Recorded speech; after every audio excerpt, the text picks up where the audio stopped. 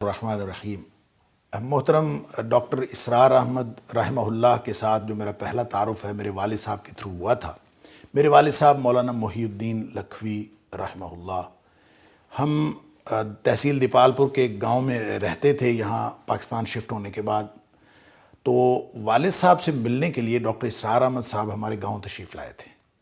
اور پھر وہاں سے وعدہ لے کے آئے تھے کہ ہمارے والد صاحب لاہور آئیں۔ لہٰذا ڈاکٹر اسرار احمد صاحب کی دعوت پر میرے والد گرامی 3 دن کے لیے لاہور تشریف لائے اور ڈاکٹر اسرار احمد صاحب کے ساتھ رہے۔ یہاں انہوں نے مختلف دروس بھی دیے، مختلف ڈسکشنز کے اندر وہ شامل رہے، اور اس کا تذکرہ محترم ڈاکٹر اسرار احمد صاحب نے اپنے جمعے کے خطاب میں دارالسلام کی مسجد میں بھی فرمایا، اور اس کے اوپر بھی بہت سارے لوگوں نے سنا۔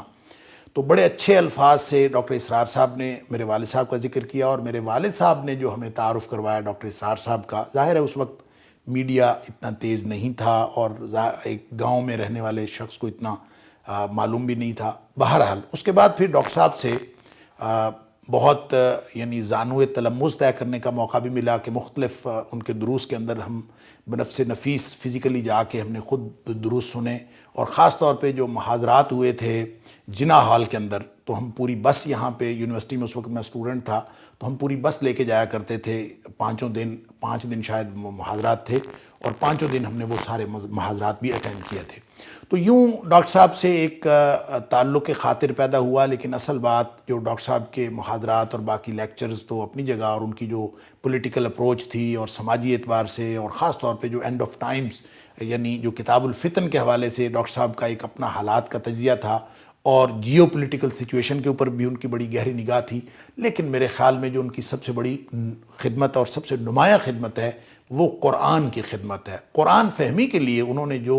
جس نئے ٹرینڈ کو انٹروڈیوس کروایا ہے، وہ اللہ کے فضل سے اس وقت قرآنی تعلیم کے اعتبار سے میں سمجھتا ہوں کہ سکہ رائج الوقت ہے،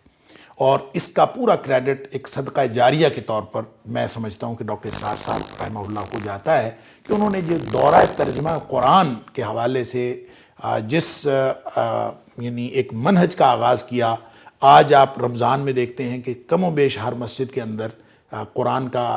مضامین کا خلاصہ پیش کیا جاتا ہے، کہیں دورہ ترجمہ قرآن ایز اٹ از جاری ہے۔ تو یہ دراصل ڈاکٹر اسرار احمد صاحب کی جو قرآن فہمی کی تحریک، اسی کا ایک آف شوٹ ہے، اور بہرحال